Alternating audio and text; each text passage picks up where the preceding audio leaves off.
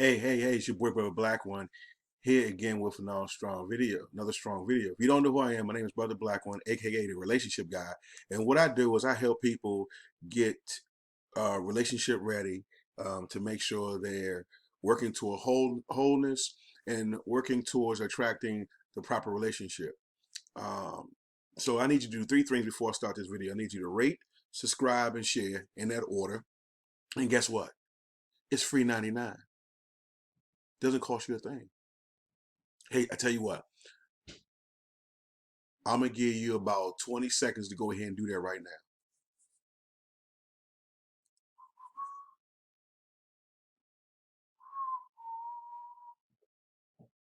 You did it? You did it already? I lied, in 20 seconds. All right. So you make sure you did it. Okay, back to the video. So um today we're gonna be discussing sex and intimacy. And there's a viral video going on that everybody's doing a review on it. It's Deval and I forgot his wife's name, Kadeem.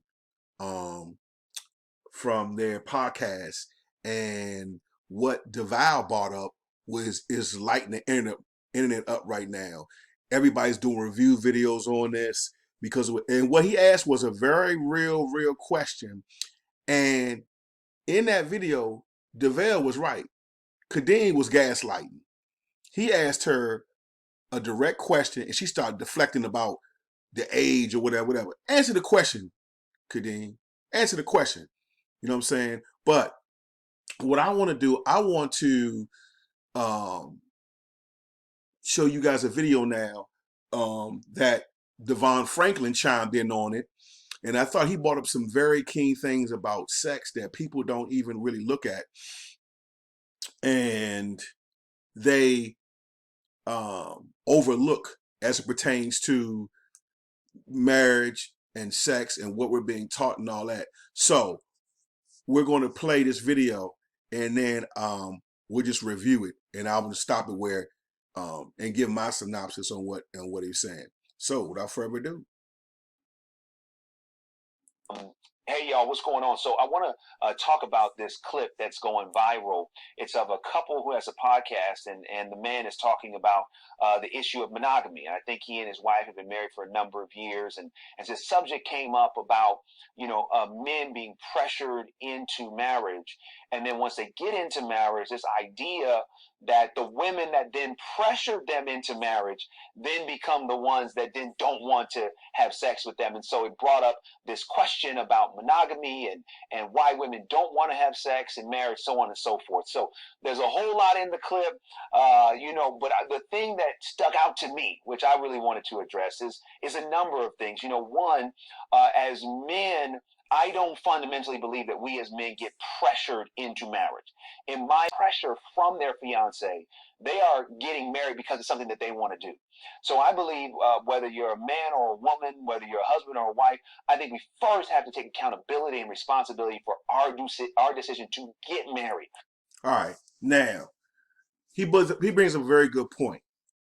Now, what I will say is, I won't exactly say that we are pressured into getting married, because when you think about pressure into getting married, I tend to think about the old shotgun weddings where if you got that girl pregnant, her pappy was sitting there uh, in the steps of their house with a shotgun, making sure you make an honest woman of his daughter. But I think so now what's going on more so is there's manipulation.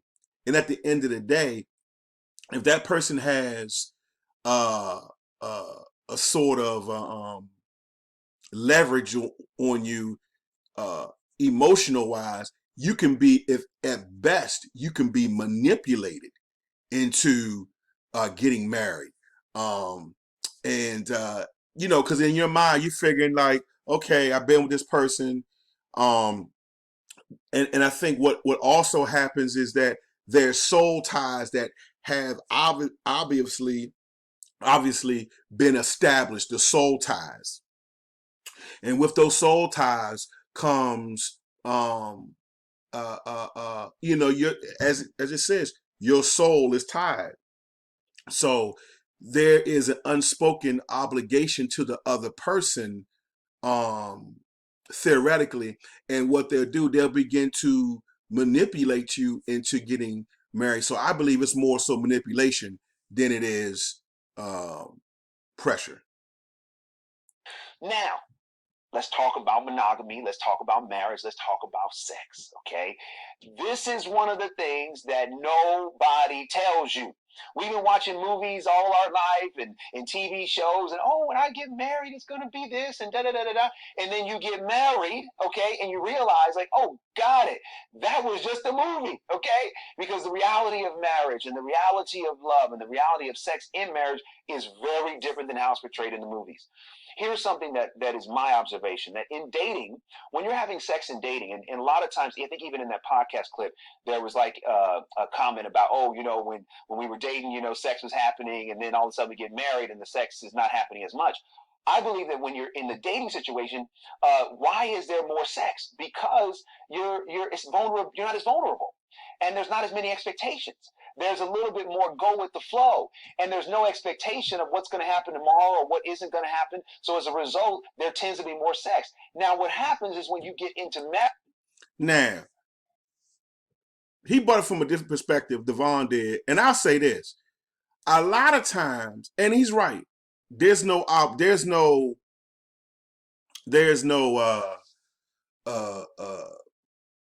structure, there's no vulnerability when you're dating because you're getting sex all the time.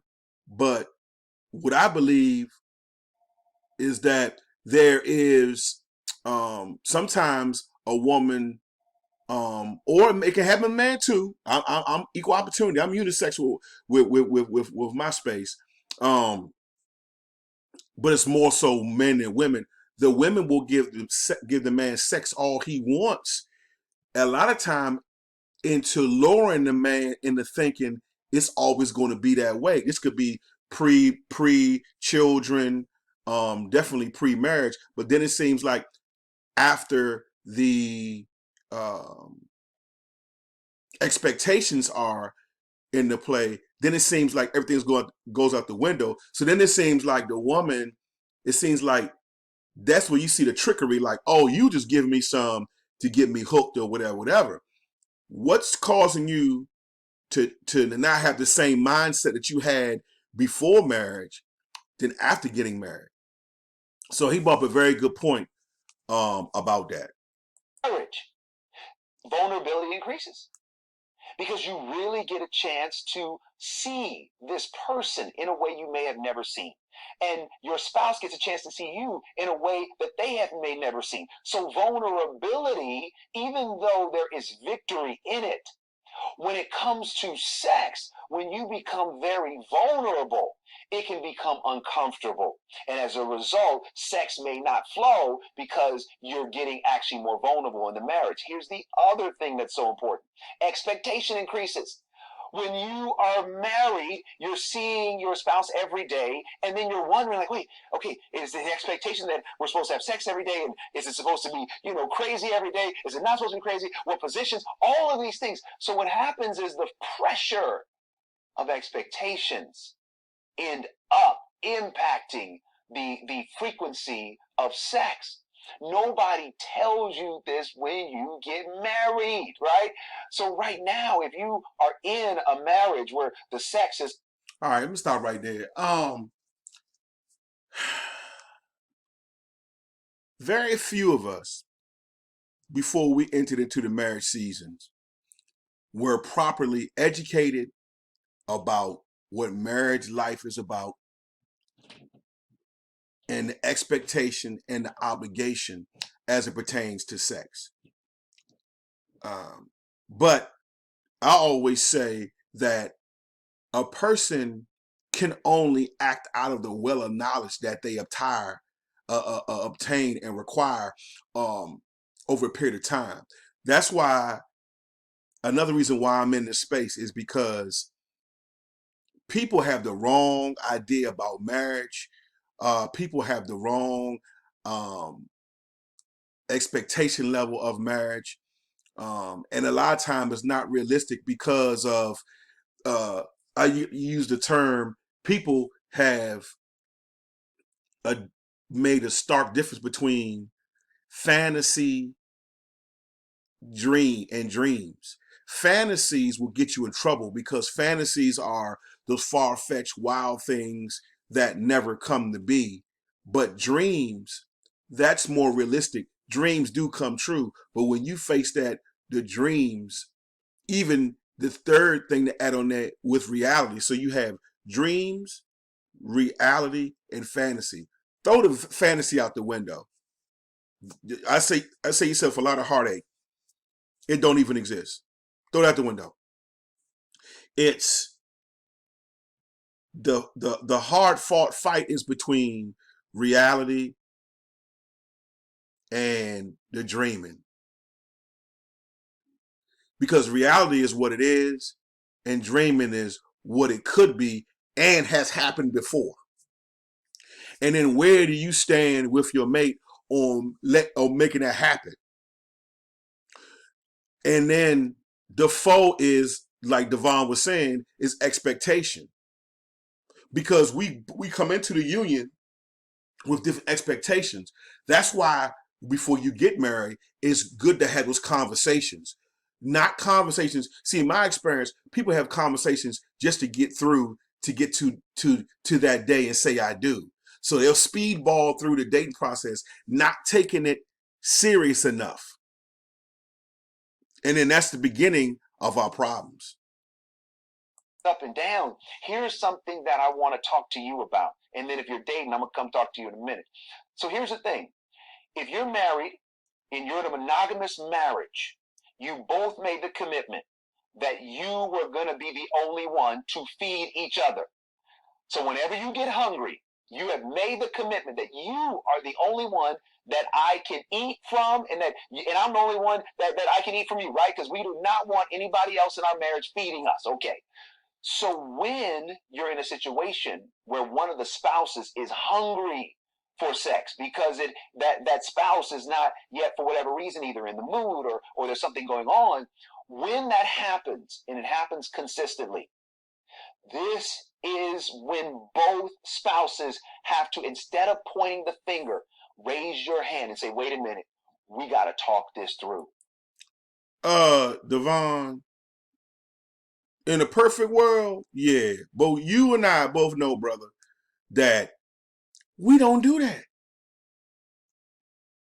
Because, and I'm not disagreeing with what Devon is saying, but what I am saying is that how many marriages have that level of maturity? I'm gonna wait to see who hands gonna go up. And that's a whole nother talk show, a whole nother video where I'm talking about, the prerequisites. Before you get to this video and talking about marriage and sex, 98% of us have not done the work on ourselves. We don't know who we are, which is part under the umbrella of not knowing who ourselves. So there's a whole list of prerequisites that I believe, in my experience being married, and being in the marriage season before, in hindsight being 2020, there's a whole host of things that we forgive or we don't explore because we're just so busy trying to be on that societal time clock and timetable that I'm this age, I should be here, I should be here, we should be at this point. So we're all forsaking all others to get to this point, only to fail in the long run. I'm just saying. Because in marriage, if there is consistently periods of time where there's no sex, that means there usually is a much bigger problem in the marriage. And usually it's an indicator of an intimacy problem. And when I say intimacy, I don't mean that someone has a problem performing sexually. What I'm saying is that maybe you and your spouse are not connecting intimately. And as a result of not connecting intimately, what's happening is that what does or doesn't happen in the bedroom usually is an indicator of what's going on in the marriage. So if you're having sex, that could be a good indicator that your relationship is healthy, your marriage is healthy. But if you're not having sex, it could be an indicator that there is a problem. I'm gonna give y'all what I heard, this doctor say. So if you have erectile dysfunction, right now, All right. He said a mouthful. Okay. And this is, now, I'm going to be honest with you, transparent. The revelations I'm getting as of recent are just mind blowing. I mean, God is really downloading into my spirit as far as um, the true meaning of sex, intimacy, and making love. I do understand now I have the full understanding of what it now means that women are crock pots and men are microwaves. So we have to understand that, or what the revelation that I got is, sex is mental first, physical second. The lovemaking starts in your mind, but we get it backwards. What we do is we put the cart before the horse, so to speak. So what we do is we put the mental on the back burner, and the intimacy problem comes in is because you're not spending enough time cultivating and nurturing that mind, because the actual physical part of sex is the expression, the last expression of what is going on, or your final expression of that is taking all of the mental nurturing in the mind, and then the last way you express that is an external expression of the actual love making or having sex. But we got it mixed up because I think we're a culture that's oversexed, and there's a pressure to sex. I mean, most people think about sex. I know most men, if you red-blooded heterosexual, at least 70% of the day, you're thinking about some type of something going on sexually. So Devon is bringing up a huge point. If you don't cultivate that mental stimulation, why do you think, brothers, why do you think a lot of women say they want somebody that can mentally stimulate them? You can't talk about football. I mentioned in previous videos, you only can talk about football, but so much. It's the mental stimulation that key, because you have to realize, brothers, that women are wired with more emotion than we are. We're 6 o'clock straight up and down. Our thinking is vertical, where women's thinking is horizontal. Because either you can go up or you can go down, right? But when you go from side to side, when you span something, it can go way across 5 miles. But I tell you what, a woman's going to survey everything that she can see in her peripherals, even behind her or whatever. So, and this also plays into the intimacy leading to sex. So you can't have one without the other, because it has to be certain times are when you are having sex, it starts outside the bedroom. I would implore most brothers, from me speaking with experience, man, make love with her mind, and then I guess I tell you what, do this. Go ahead and do all the things you can do, the candlelight dinner, all that, the talking, the love letters and all that. And I tell you what, then when it's time to go to bed, don't do nothing. Don't do nothing. I guarantee you will talk yourself into more lovemaking after you have filled that emotional cup. I guarantee you, bro. I guarantee you. And sisters, if it applies to you, same thing. Some people will say, "Oh, I was going to get Viagra or do something." No, no, no. That's a warning sign. What's it a warning sign of? That you may have a clogged artery. There could be something wrong in your heart.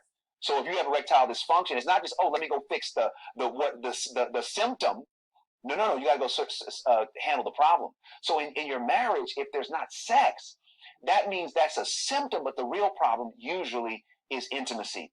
And I would encourage you both, if you are married and you're not having the amount of sex that you want, and here's the thing, nobody can tell you what that is. You both have to negotiate that.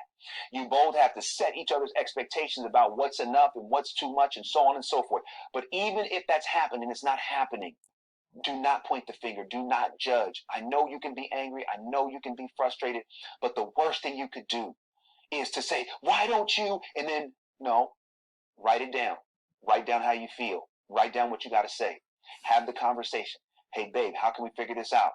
How can we do this?" Maybe you got to bring in a sex therapist. Maybe you got to bring in a marriage counselor. Maybe you got to read some books. Whatever you got to do, commit to finding the solution. What nobody tells you is that when you do get married, expectations change. People change. The person that says "I do," when you say "I do" to your spouse, every day after saying "I do," you are married to a new person. How? Because the person you're married to changes every day. And sometimes when you just want the sex, but you don't want. All right. I've always said a person doesn't really change. You're just getting introduced to who that person really is. And sometimes that person subconsciously, that's why I say you got to know who you are. So if you don't know who you are subconsciously, you are going to be introduced to that person every day. I don't believe people don't change. I believe you really meeting who they really are. Now, yes, I'm not opposed to change. I mean, some people can really change certain circumstances that happen that cause you to act in fact change. But how much impact does that have on on your psyche? But when we talk about who we really are, I thoroughly believe that we really don't change like we think we do in that aspect. That's just my opinion.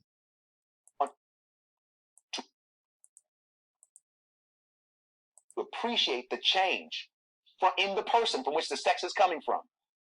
That may be one of the reasons why sex stops. Because your spouse would be like, "Oh, all you want is me physically, but you don't want me emotionally.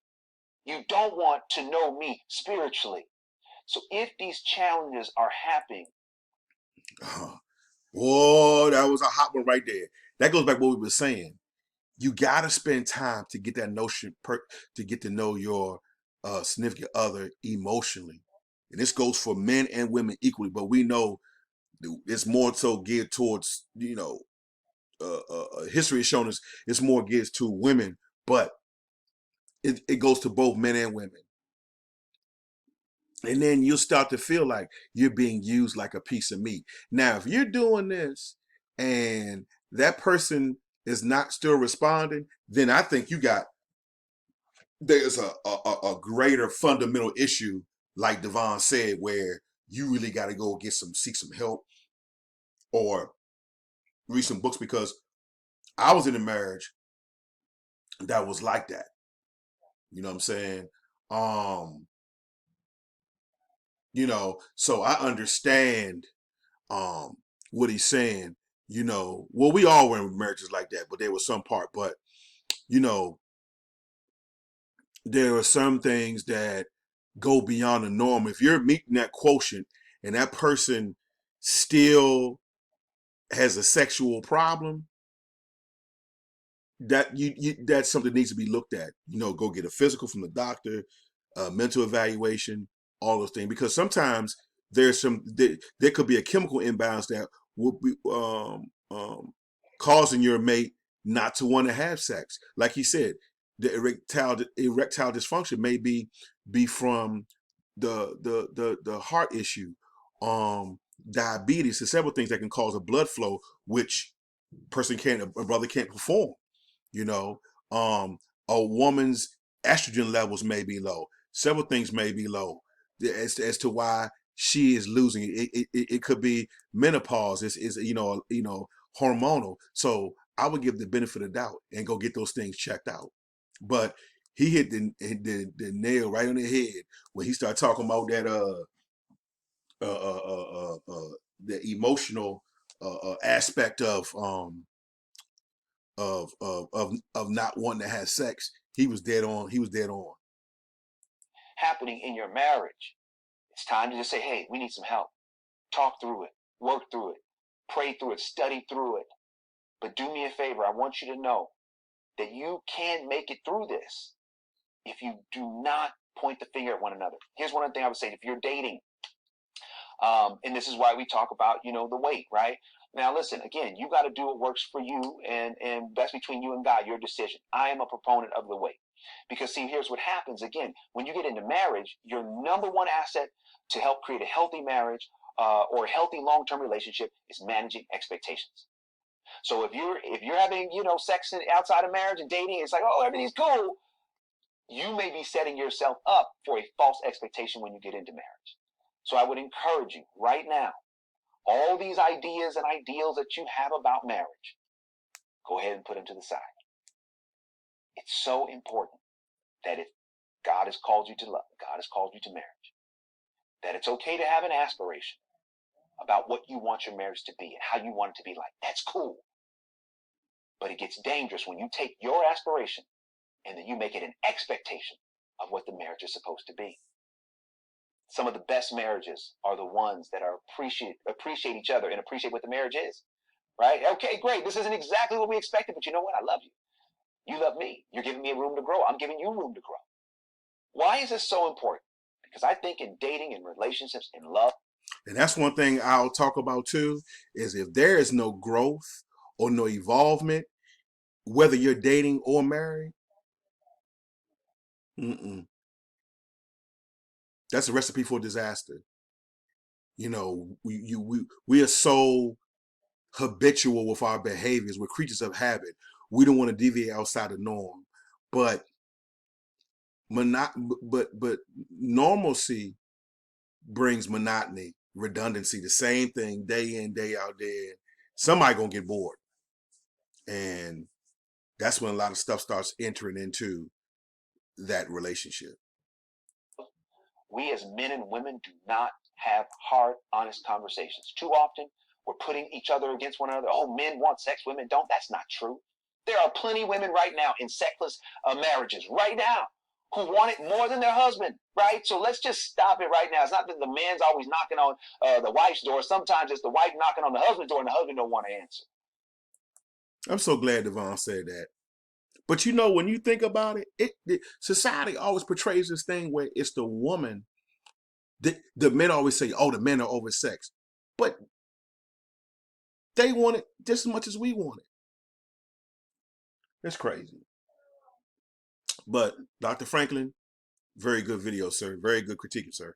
So when we get down to having real, honest conversations, this is when we can have real transformation and truth. Marriage is challenging. Marriage is difficult. Marriage is beautiful. Marriage is transformative. Marriage is ugly. Marriage is messy. Marriage is clean. Marriage will elevate you. You need to know. You need to know if you're going through it. It's okay. You'll make it through. But do me a favor. Resist the temptation to point the finger. Because in life, I believe anything that happens to us is a mirror. So if you point the finger, that means you're really pointing the finger back at yourself. I love you. Nothing you can do about it. Let me know what you think.